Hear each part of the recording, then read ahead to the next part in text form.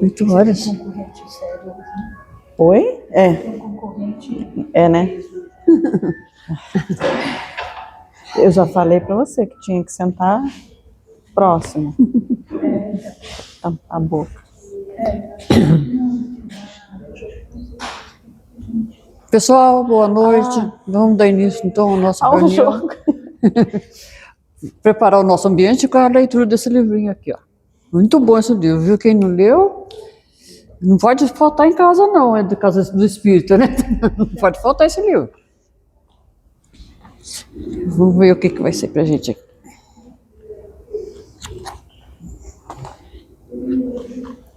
Ouçamo-nos é o título. Ouçamo-nos. Disse-lhes Abraão: eles têm Moisés e os profetas, ouçam-nos. A resposta de Abraão ao rico da parábola ainda é ensinamento de todos os dias do caminho comum.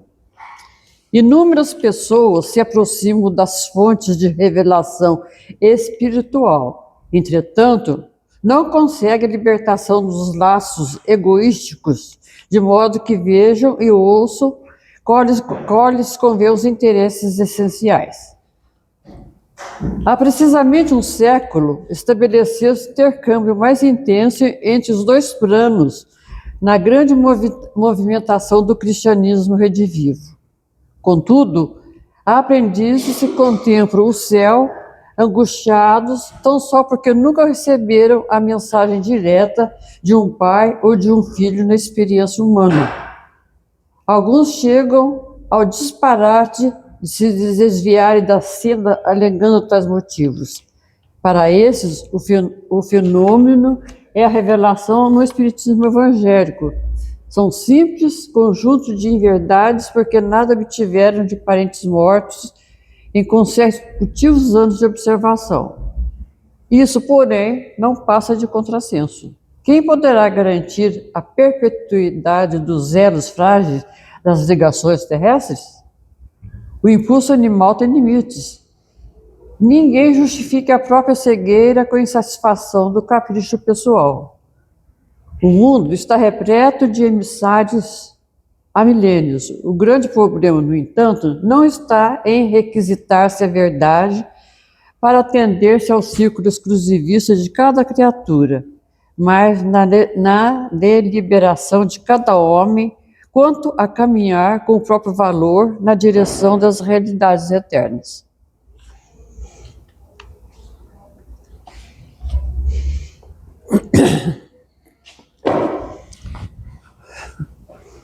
Então vamos fechar os nossos olhos, mentalizando o Mestre Jesus aqui entre nós, e com certeza Ele está.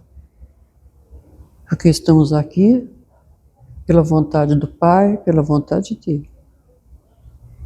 Obrigado, Senhor, pela semana que passou. Obrigado de tudo de bom que temos recebido. Abençoe a nossa casa, esse cantinho de oração, onde nós temos a oportunidade de aprender um pouquinho mais da nossa doutrina e saímos daqui um pouco melhor do que quando entramos. Em nome do Pai, de Jesus, do nosso Mestre Jesus e dos amigos espirituais que dirigem essa casa, pedimos permissão para abrir a nossa reunião dessa noite. Que saiamos daqui bem melhor de quando chegamos. Graças a Deus, fica conosco hoje e sempre, Senhor. Que assim seja. O Rafael vai dar uns recadinhos aqui pra gente. Boa noite, pessoal, tudo bem? É muito bom estar aqui com todos esse dia. Gostoso, né? Não tá tão frio, né? Tá vendo? Muito disso pra ele ficar caindo. Melhorou bem, né, a temperatura, né? Mas legal. Importante que a gente chegou, né? Chegou bem e deixou o friozinho de lado e veio, né? Muito bem, ó. Vamos lembrar do congresso.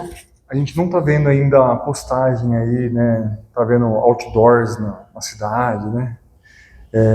As televisões falando, né? Então, mas vai acontecer. 16, 17, 18 de outubro, na Câmara Municipal, Os 3 dias vão ser na Câmara Municipal. Sexta-feira à noite, sábado o dia inteiro e domingo no período da manhã.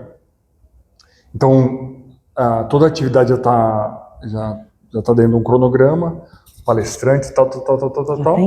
Mas o evento gratuito, mas eu gostaria que a gente se sentisse voltado a estar por causa do movimento espírita, não por causa de palestrante tal, X, Y e tal.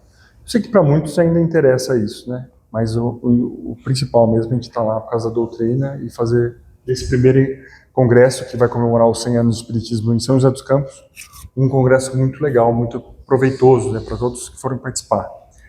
Bom, semana que vem, sábado que vem, não esse agora, no sábado que vem, a gente vai fazer nossa festa junina aqui no Ceará, né?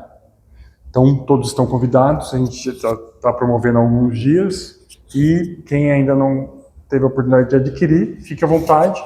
Os ingressos são vendidos online, né? Tipo, paga lá. Se quiser pagar em dinheiro também, assim, não tem problema, né?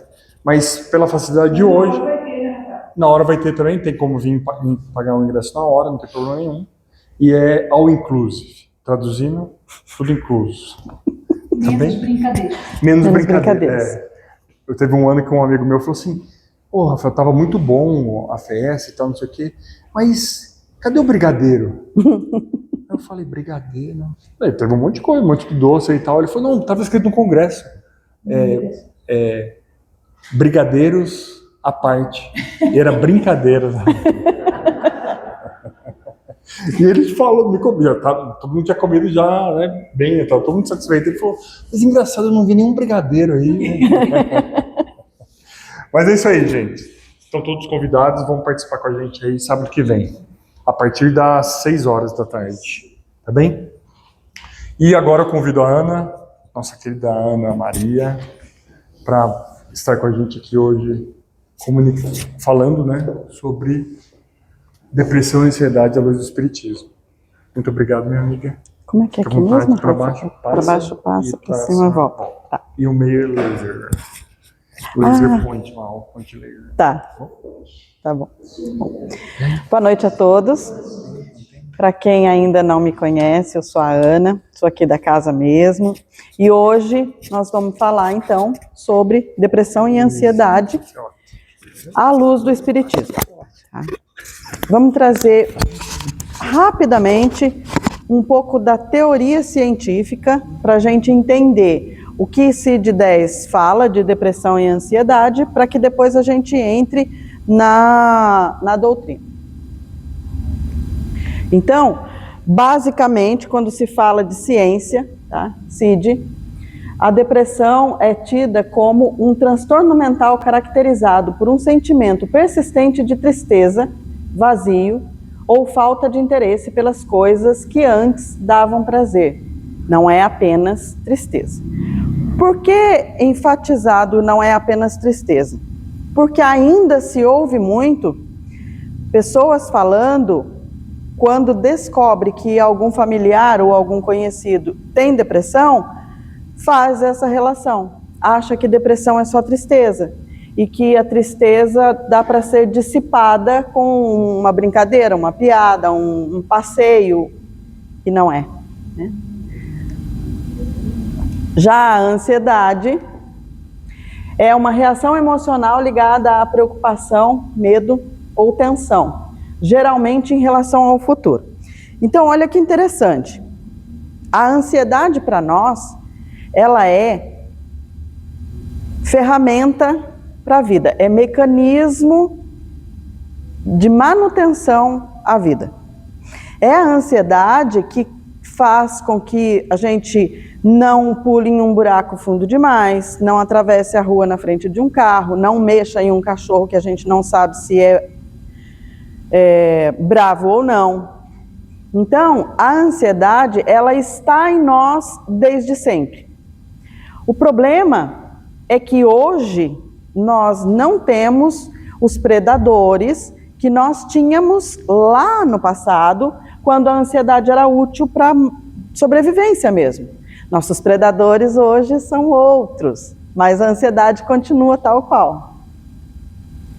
Ah, pessoal, eu gosto, né, as minhas meninas ali, elas sabem bem. Eu gosto de fazer um bate-papo, tá? Então, se vocês quiserem perguntar alguma coisa, fiquem à vontade. Então, segundo a Organização Mundial de Saúde, a ansiedade é hoje, ou a depressão e a ansiedade é hoje, um dos transtornos mais comuns. E aí uma curiosidade triste é que a estimativa para 2030 coloque depressão e ansiedade em top dos transtornos, doenças e tudo mais que vocês possam imaginar. Então, bora nós. Você falou da ansiedade normal, né? Sim. E a ansiedade transtorno, o que é? Ou como é? Então vamos lá. Todo mundo ouviu aqui? Beleza. Para isso eu preciso voltar um pouco na ansiedade normal. Por que a ansiedade normal é manutenção de vida? Porque lá atrás, quando éramos homens das cavernas, nós tínhamos basicamente que fazer duas coisas: ou lutar ou fugir. Então, lutávamos pelo alimento, pela prole, pela casa, fugíamos de todos os predadores que viam em nós suas presas. A partir daí, o que o nosso corpo faz a mando do nosso cérebro? Se eu preciso lutar, eu preciso de mais sangue nas extremidades, mãos e pernas. Eu preciso que esse sangue tenha uma fluidez maior, então meu batimento cardíaco aumenta de maneira tal. Por conta de aumentar o batimento cardíaco, eu tenho suores, que é para manter o calor do nosso corpo. Então esses são os sintomas de ansiedade de luta. Se eu tenho que fugir, na maioria das vezes, eu tinha que me fingir de morta. Então, o batimento cai, eu tenho suores frios, a boca empalidece, o sistema digestório para e eu passo a sensação de que eu estou morta. Alguns predadores não se alimentavam de presas mortas, eu sobrevivia. E aí a brincadeira foi, hoje nós não temos mais esses predadores. Então, Ruth, aí o que acontece? Seu cérebro não te quer feliz. E isso é um ponto que deixa todo mundo meio... Verdade. Seu cérebro não te quer feliz, ele te quer viva. É isso. O trabalho do nosso cérebro orgânico, né? O órgão cérebro, o trabalho dele é nos manter vivos. Então vamos imaginar que eu não goste de falar. Para quem me conhece sabe que é super verdade. Ou assim, você me desmoraliza. Vamos imaginar que eu não goste de falar. E eu tenho que vir falar com vocês hoje, porque eu assumi esse compromisso. E eu sinto aquela angústia, aquele medo, O meu cérebro capta isso. E ele vai entender que aquilo é porque eu estou com medo. Se eu estou com medo, é porque a minha vida corre risco. Aí começa a ansiedade mais voltada para o patológico. Por quê? Porque da próxima vez que eu tiver que falar em qualquer que seja a situação, antes disso já dispara em mim as sensações. Aí, dica da psicologia: enfrentem isso. Porque o que acontece? Vamos imaginar que eu senti todos esses sintomas e falei para a Ruth, que também fala aqui para nós: Ruth, eu estou passando mal, não vou conseguir falar. Nossa, o coração tá... E a Ruth fala para mim: tá bom, pode deixar que eu falo no seu lugar. Eu sei da palestra, eu sei do estudo, eu falo. Funcionou. Funcionou. Quando eu me sentar aqui para ouvir a Ruth falar, meus batimentos voltam ao normal. Aquela sensação de desmaio some. Funcionou. Logo, a minha ferramenta deu certo. Então, da próxima vez, vem antes e vem com mais intensidade.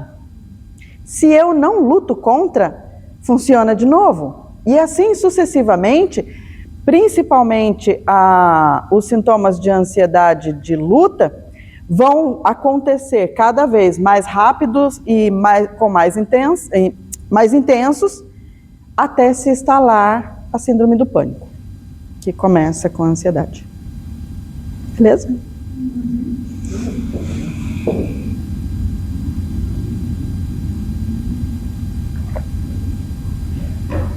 Eu falei de enfrentar, mas não falei por quê, né? Enfrentem, porque quando vocês enfrentam o medo, quando é justificado enfrentar, quando passamos por um ponto daquilo que não iríamos fazer, nosso cérebro entende que, ok, eu não morri. Então ele pode dar uma relaxada. E aí fica menor, até você conseguir fazer com que aquilo suma. Então, agora, um pouquinho melhor sabido sobre depressão e ansiedade, vamos entrar aí no que a doutrina espírita nos diz. E eu confesso para vocês que foi um desafio, porque para trazer isso eu fui revisitar Joana, e o desafio foi conseguir sintetizar, porque tudo que eu li eu queria colocar. Ia virar um podcast, não ia ser tudo que eu vi eu queria colocar. Mas enfim, eu acho que deu para alinhar as ideias. Na questão 919 do Livro dos Espíritos, qual é a maneira prática e mais eficaz para se melhorar nesta vida e para resistir à tentação ao mal? Quem sabe a resposta? Pode ser só o final dela.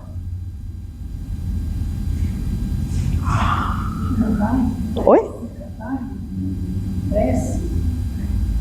Dou-lhe uma, dou-lhe duas.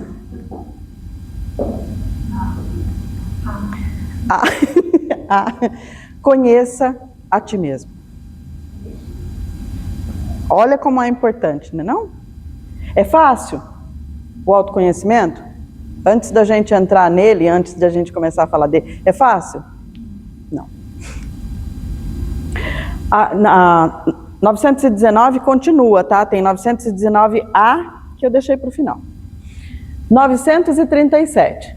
Eu fiz aí uma compreensão do que diz tanto a pergunta quanto a resposta. A ingratidão vem do egoísmo, e nós sabemos que é algo que está ainda, infelizmente, arraigado em nós.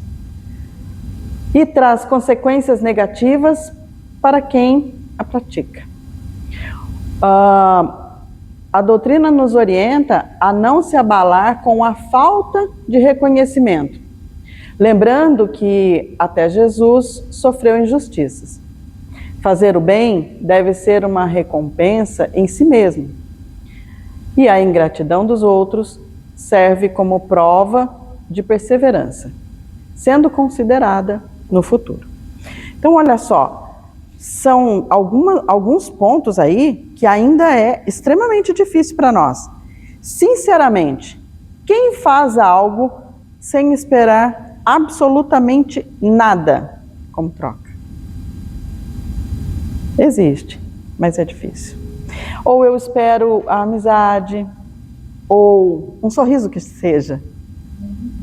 Um obrigada, eu estou esperando, né? Então, vamos partir daí. Aí, nós temos 2 trabalhos essa noite. Um é entender a parte técnica da doutrina, do espírito, do perispírito, da ação dele, da composição e por aí vai. Depois que a gente consegue entender a parte técnica, nós vamos entrar na parte emocional, tá? Então vamos lá. Em mecanismos da mediunidade, tá? Que eu busquei as informações para a gente trabalhar a parte técnica. Então nós vamos começar falando que pensamento gera energia, ou, em outras palavras, gera imagem mental. Ou seja, o nosso pensamento cria tudo o que você pensa, absolutamente tudo o que você pensa, está sendo criado. É uma energia, é um motriz. O pensamento nasce no espírito, molda o perispírito, que é o corpo espiritual, e o perispírito influencia o corpo físico. Então, olha só, eu, espírito, tenho uma ideia. Essa ideia é transmitida para o meu pensamento. Perdão, para o meu perispírito. Não, para o meu cérebro. Eu, espírito, né? Isso é, ao mesmo tempo, para o meu perispírito. Então, a ideia que eu, espírito, tive é passada para eu, perispírito, que, por sua vez, passa para o corpo. Qual é a ideia que a gente precisa guardar? Meu pensamento. Sempre vai ser coisas que eu, espírito, trago como pensamento. Sempre. Pensamentos repetitivos de medo, culpa, tristeza, desorganizam o perispírito. Então, olha só, é uma constituição semimaterial. Parte voltada para o mundo espiritual, parte voltada para aqui o mundo, nós aqui na Terra. Tudo que eu penso tem o poder de trabalhar o perispírito. Se eu penso mais coisas ligadas a sofrimentos, a medo, dor, angústia, raiva, tudo que vocês possam pensar de pensamentos sombrios, vai afetar o meu perispírito. Assim como todos os pensamentos que eu trouxer voltados para o bem, para a luz, também vai afetar o meu perispírito. Essa desorganização impacta o cérebro, gerando sintomas emocionais e físicos. Então, olha só, aí começa. O que é o pensamento recorrente? É isso. É um pensamento que eu criei. Pode ser mais sombrio ou não. Pensamento recorrente não necessariamente tem que ser ruim. Mas ele vai ficar acontecendo. Isso vai criando em mim. Se é bom, cria algo bom. Se é ruim, cria algo ruim. Ideias repetidas viram padrões automáticos e criam hábitos mentais. Vamos lá. Quem consegue explicar para mim, muito simples assim, bem resumidamente, o que é um hábito?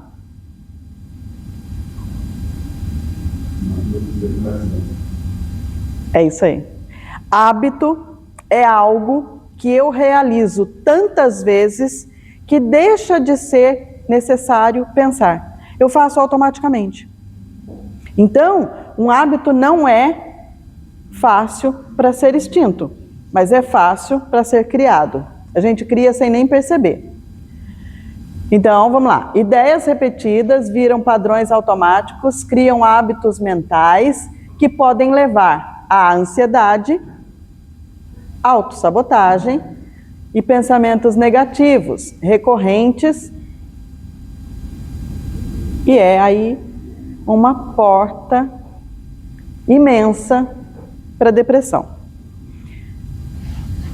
Quando a gente pensa em depressão, falando aqui do nosso cotidiano, muitas vezes a gente vê num perfil depressivo a pessoa falar que não tem vontade de nada, que não tem ânimo para nada, nem para fazer as coisas básicas que ela fazia com prazer ou fazia naturalmente.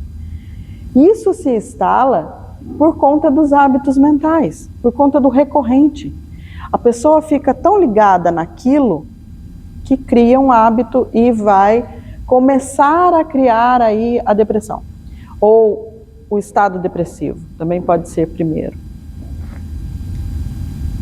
Emoções moldam o perispírito.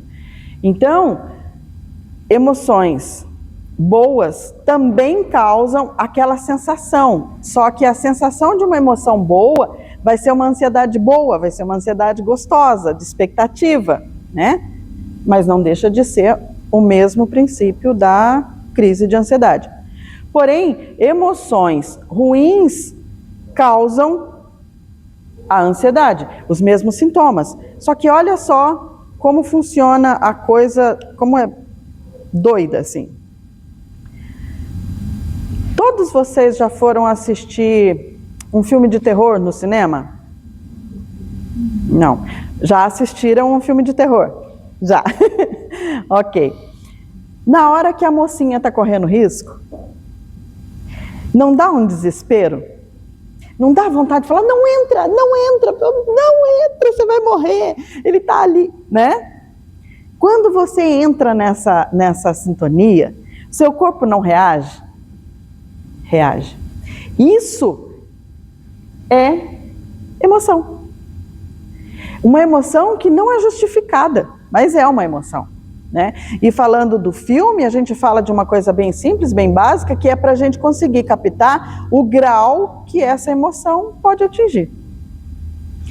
E detalhe, a gente vai intercalando, né? Ciência e doutrina. O cérebro não distingue realidade de ficção. Tá? Então, uma vez que foi mostrado que o meu cérebro entende como algo que aconteceu, que é real, passa a existir mesmo que seja ficção.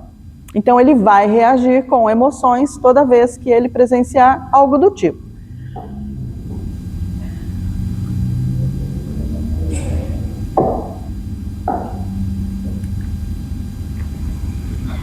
Influência espiritual. Então aí, olha o que a gente está fazendo. Lembra? Eu penso, eu crio. Quando eu crio, eu afeto o meu perispírito. Afetando o meu perispírito, o meu corpo sente.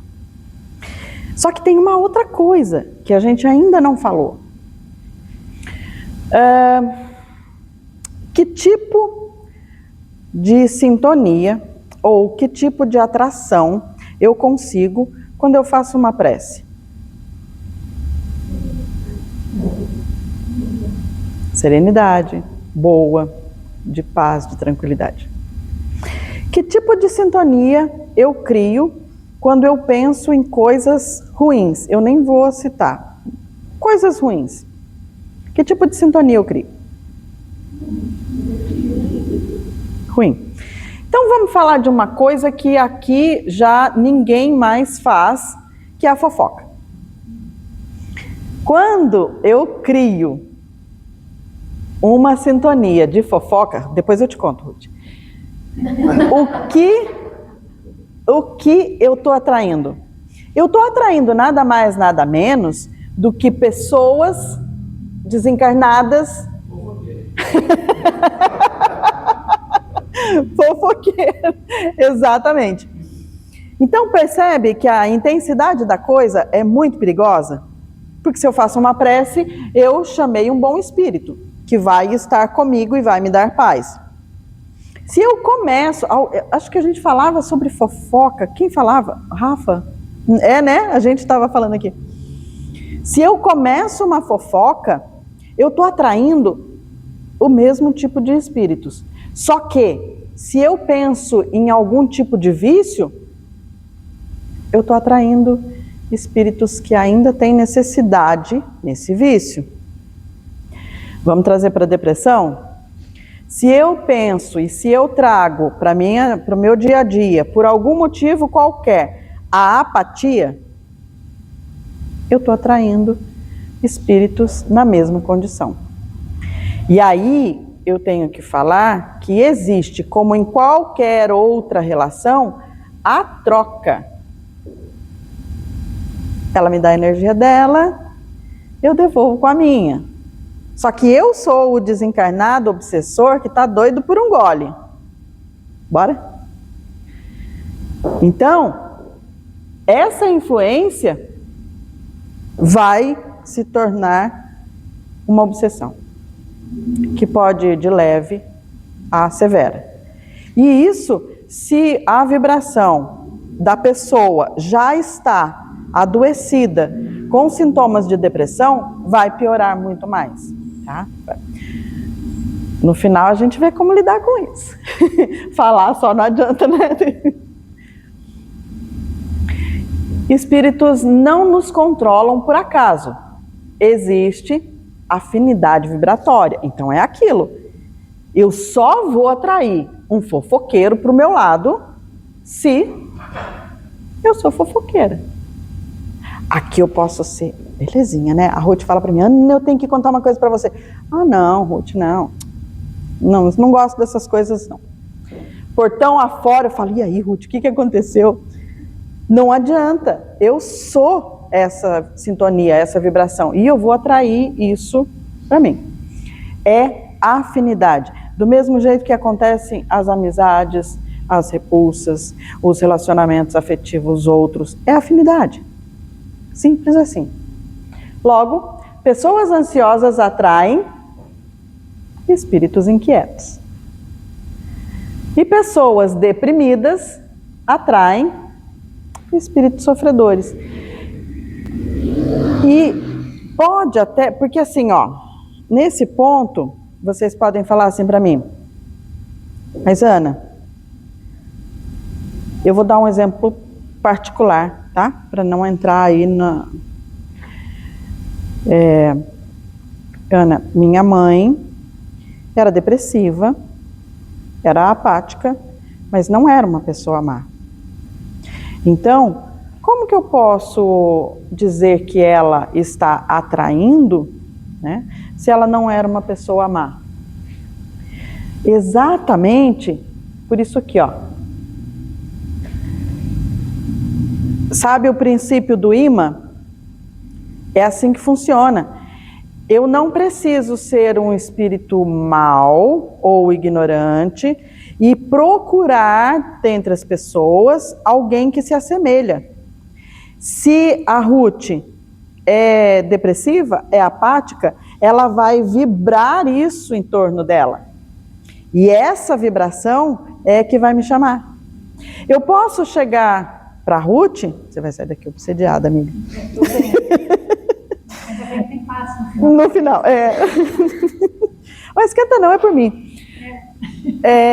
Eu posso me achegar a Ruth só porque eu gostei da vibração, só para ficar aqui perto.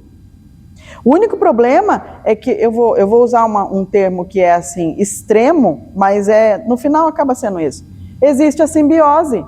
Então, por mais que eu me acheguei a ela só porque eu gostei do perfume que ela exala, eu vou trocar. E vai acontecer. E eu vou me instalar. Mas não é só um, né? Não é só um. Mas nem toda depressão é obsessão. Mas o estado mental abre brechas. Então, olha só para vocês. Lembra lá da primeira questão? Dizia, conheça a ti mesmo. Até agora, nós estamos falando de coisas que nós criamos, né?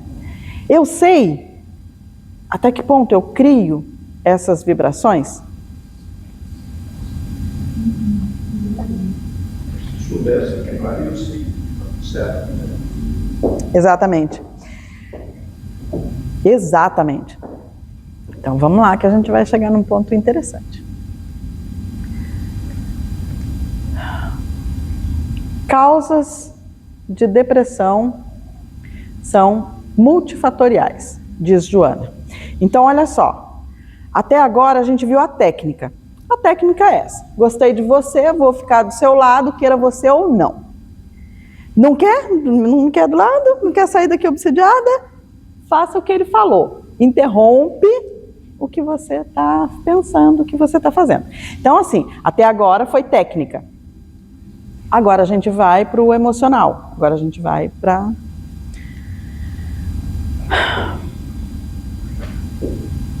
Quais são os fatores principais que Joana cita nos livros buscados? Os fatores internos: culpa inconsciente, autorrejeição, baixa autoestima, falta de sentido na vida. A falta de sentido na vida já é uma coisa bem severa, assim, já é uma coisa bem extrema. Agora, eu não concordo muito com isso aqui, porque nós já estamos numa condição que a gente se ama totalmente, né? Todo mundo aqui é lindo, não é? Se olham no espelho, vocês não se acham, nossa, ó, luz, pessoal. Vocês percebem como a coisa é mais complexa? Quantas vezes, né, eu posso ter olhado no espelho e ter falado, nossa, falta fios aqui. Não vou porque o Rafael vai ter aquele treco lá que fica gravando a gente, vai aparecer que está faltando fio. Qual é o meu perfil melhor? Isso já é baixa autoestima. Nós somos mais do que isso, mas a gente não para pensar. Né? Então, por mais que pareçam ser coisas pequenas, não são. Autorrejeição. Muitas vezes a autorrejeição está camuflada de uma coisa suave, de uma coisa leve, que não faz mal para... Não faz mal para eu mesma. Os fatores espirituais. Experiências de vidas passadas. Ah, Jesus amado, eu tenho medo dessas coisas. Então tá. Tudo que nós fizemos está em nós. Nós vamos reencarnar. Tem uma grande amiga que fala que já reencarnou 7 vezes, não é isso? Que ele, né? 7 vezes. Ainda tem, ó, bota 7 nisso. Tudo que nós vivemos de reencarnação, a gente está sanando pouquíssimo. Então, as experiências de vidas passadas, elas vão me afetar exatamente porque são coisas que eu ou causei ao outro, ou causei a mim mesma, ou me abalou tanto algo que o outro fez, que eu trouxe para cá como um problema. Então, experiências de vidas passadas também é um fator. Débitos emocionais, aqui também ninguém tem, né? Todo mundo zeradinho. Tudo resolvido, não? Desarmonia do espírito. Em alguns momentos, a gente entra em desarmonia porque é inevitável. Grandes dores, grandes perdas, grandes injustiças, embora a injustiça não exista, mas a gente entra em desarmonia. Mas, o que a gente tem que fazer? Quebrar. Tá vendo? Gostei. E existenciais. O vazio. Vocês sabiam que tem uma ferramenta para trabalhar o vazio em nós? Alguém pensou? Trabalho, mas tem outro. Bom demais também, dona Lourdes. E a falta de propósito. Eu costumo brincar, só que toda brincadeira tem um fundo de verdade, né? Eu costumo brincar que o ser humano vive de sonhos. Se ele não tiver um sonho a ser realizado, por menor que seja, ele desanima. Ele vai entrar na falta de propósito. Então, o ser humano vive de sonhos. Sonhem coisas boas. Sonhem, criem um propósito. Isso impulsiona a gente. E aí, a Joana vai nos falar como a ansiedade é vista. Você tem que ter cuidado que esse sonho virar uma coisa possessiva. Sim, é um sonho. E às vezes a pessoa só vive em função dos sonhos. Aí também não dá, né? Aí se torna obsessão. Desculpa, alguém?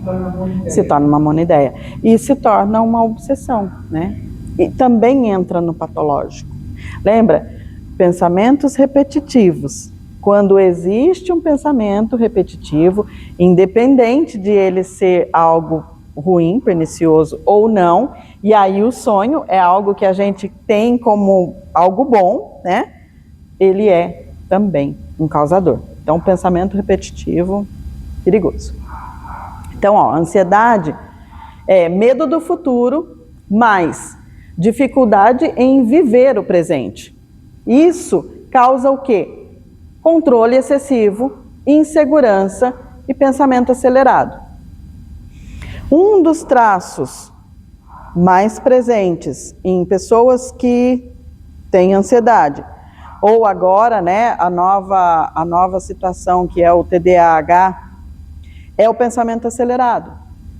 A pessoa não consegue concatenar e falar com você sobre uma ideia por 10 minutos sem mudar. Não consegue, não tem como. A insegurança é outra coisa que pega pesado também, é o que eu estava falando. Não gosto de falar, todo mundo sabe que é verdade. E tenho medo de falar em público, então eu vou ficar insegura. Chegar ao ponto de eu não conseguir guardar aquilo que eu estudei. E aí realmente eu passo um carão, né? Porque além de gaguejar, eu vou falar bobeira. Então, a Joana de Ângeles nos diz que o sofrimento resulta da ignorância de si mesmo. Olha só, não é a mesma coisa dita de maneira diferente?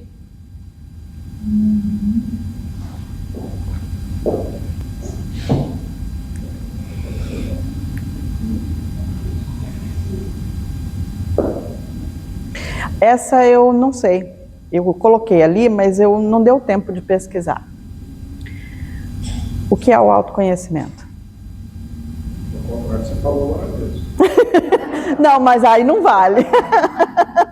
Aí é uma cola assim, ó, por cima da carteira que você tá. É aquilo que nós não temos. É aquilo que nós não, mas daí também não vale, né, Ruth? Afiar sinal mesmo. Uma afirmação como negativa.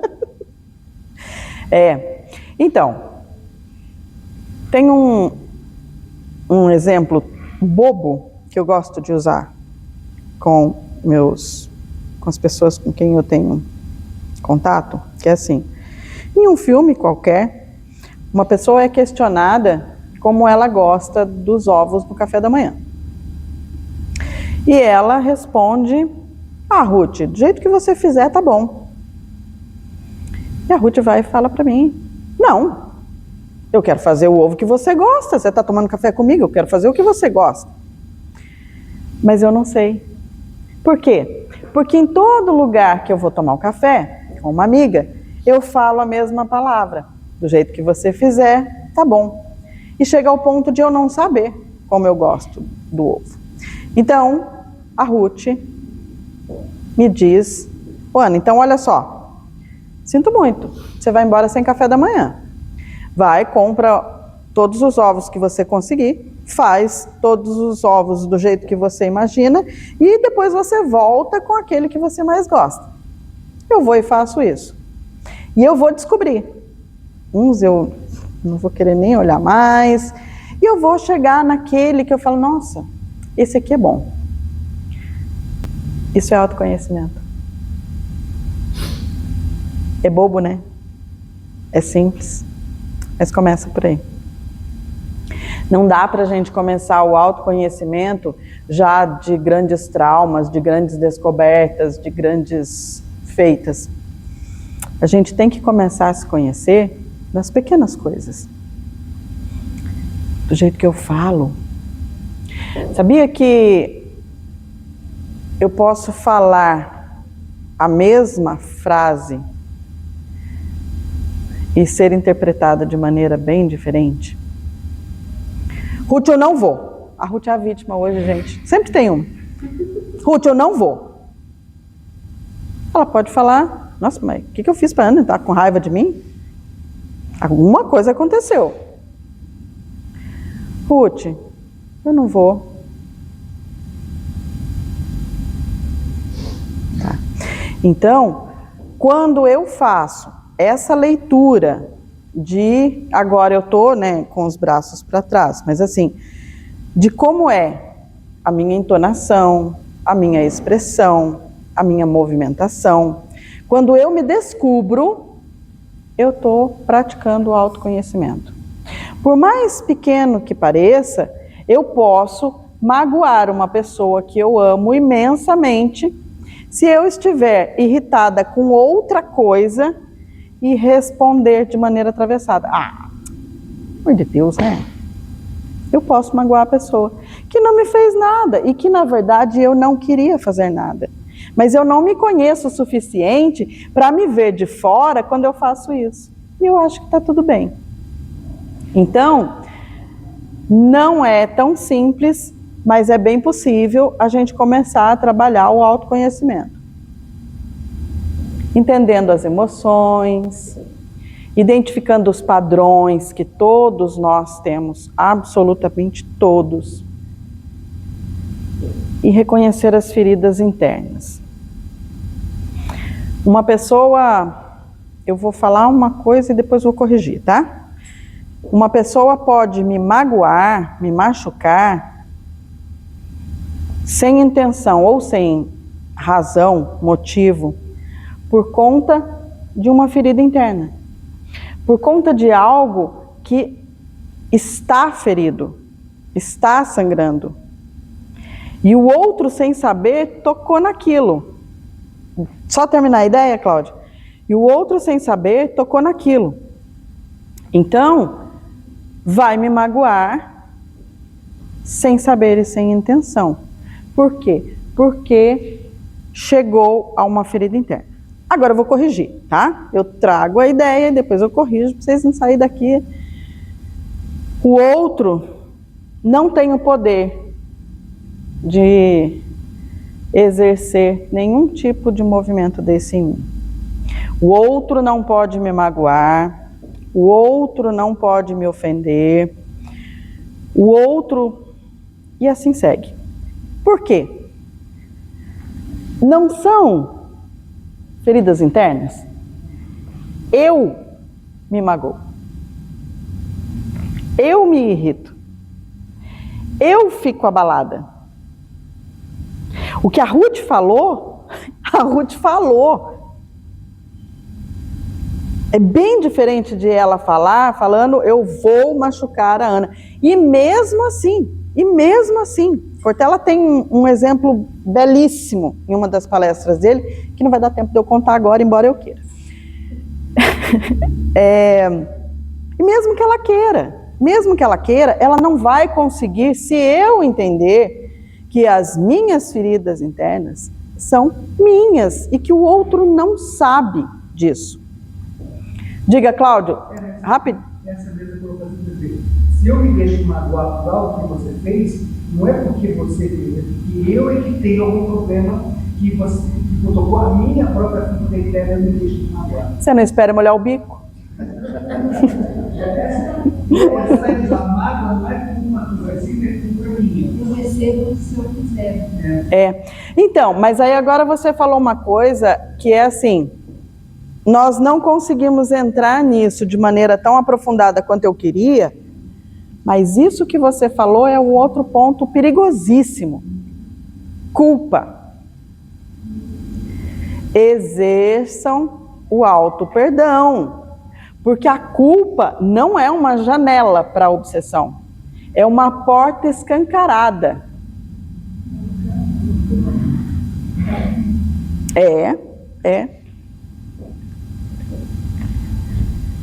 Quais são os desencadeadores, então, né?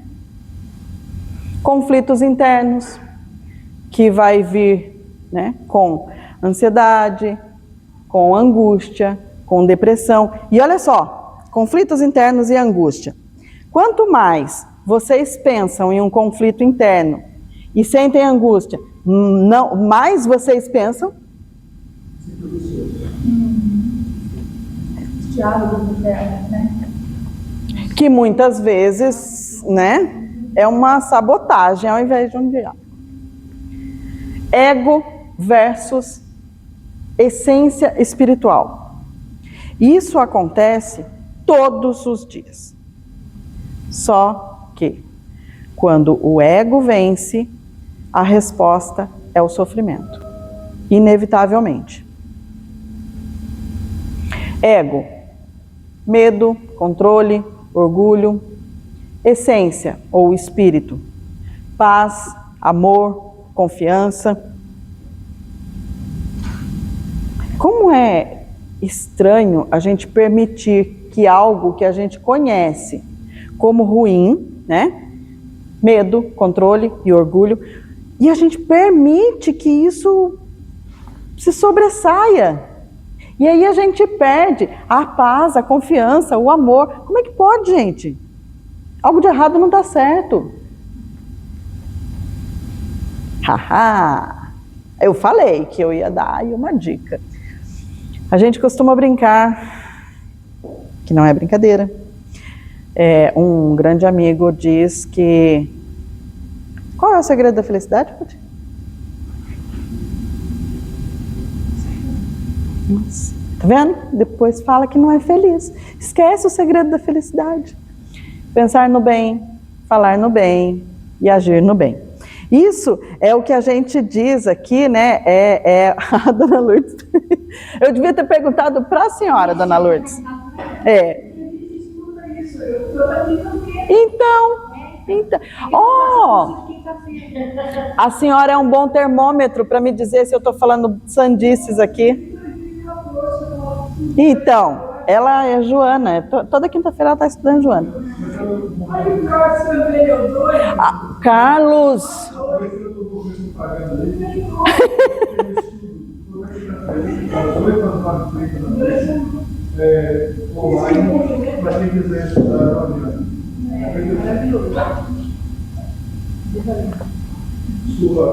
É maravilhoso. Não, perfeito, Carlos, perfeito. Ó só, gente. Eu tenho aqui 2 pessoas que são afiadíssimos em Joana. E eu falando de Joana de Ângeles aqui. Então, olha só. Obrigada. O segredo da felicidade, né? A brincadeira interna é falar no bem, pensar no bem, agir no bem. Eu vou abrir um pouco o leque. Eu vou falar para vocês que é o autoconhecimento, autoaceitação, responsabilidade emocional, educação dos pensamentos, espiritualização, psicoterapia, tratamento médico, equilíbrio entre ciência e espiritualidade. Na verdade, não foi... Facinho. Na verdade, não foi eu quem abriu o leque. Isso quem traz para nós é Joana de Ângeles, tá? Mas, para ficar mais prático, se vocês olharem ali tudo de novo, está implícito em pensar no bem, falar no bem e agir no bem. Aí, lembra que eu falei que a questão 219A tinha um complemento e que eu ia deixar para o final, porque depois que a gente falou sobre tudo isso, fica meio que mais fácil entender que o autoconhecimento está ligado a muito, né? Então, beleza. Olha lá. Santo Agostinho diz isso nessa questão. Qual é o primeiro ponto que ele diz? Pratique o autoexame diário. Ele conta, né, que ele faz esse trabalho, Dona Lourdes concordando comigo, toda noite, quando ele colocava a cabeça no travesseiro, ele pensava: fiz o bem? Prejudiquei alguém? E, gente, olha isso. Isso para mim é simplesmente maravilhoso. Serve de norteador que ninguém contesta. Eu tratei o outro como eu gostaria de ser tratado. Acabou aí. Aí já era. Não tem mais para ninguém. O autoconhecimento é a chave para o crescimento moral e espiritual. Moral e espiritual. Por quê? Porque quando eu consigo identificar que aquilo que para mim não é nada, mas que ao falar com a Dona Marlene, que eu amo tanto, Dona Marlene, aí também não dá, né? Só essa expressão já machuca, dependendo de qual seja o contexto. Então, por que a moral? Vamos partir do princípio do respeito ao outro, independente de quem é o outro, né? E, ok, eu até posso aceitar que alguém tenha essa expressão ou essa fala comigo e está tudo bem. Então eu poderia dizer, não, mas eu tratei o outro como eu gostaria de ser tratado. Mas eu não levei em consideração toda a história de vida, todo o aprendizado, todo o conhecimento, todo o sentimento, toda a dor, tudo pelo qual ela passou.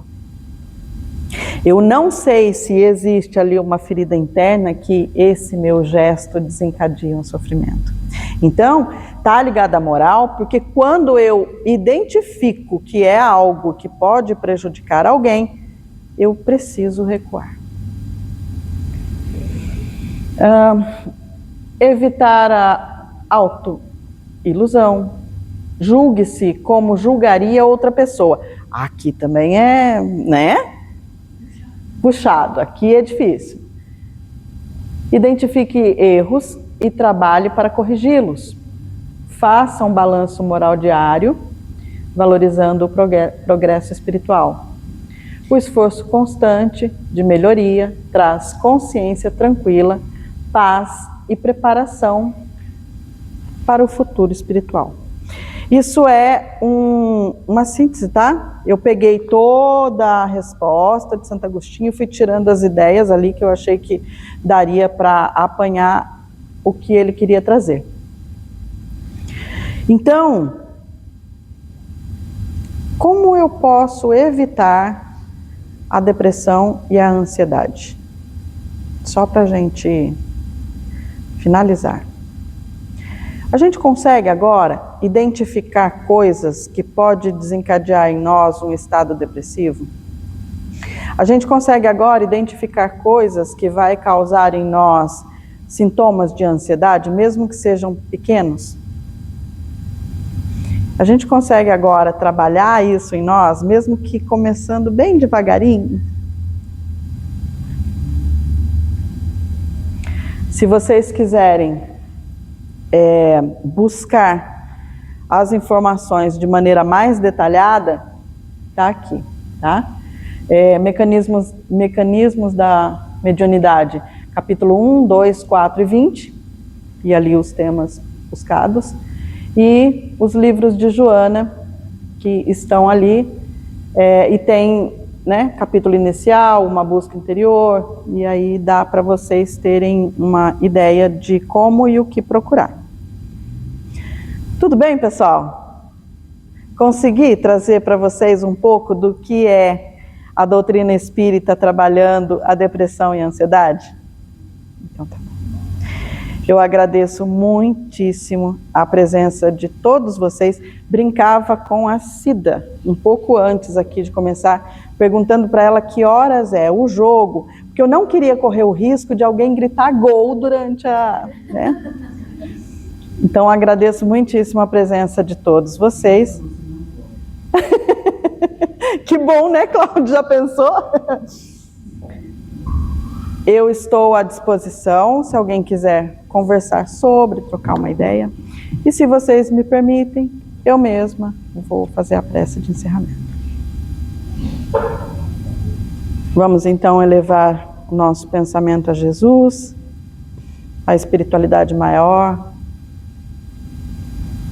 e a Ele diremos: Mestre amigo, é com grande alegria que nos encontramos aqui, reunidos entre amigos, para falar dos seus ensinamentos.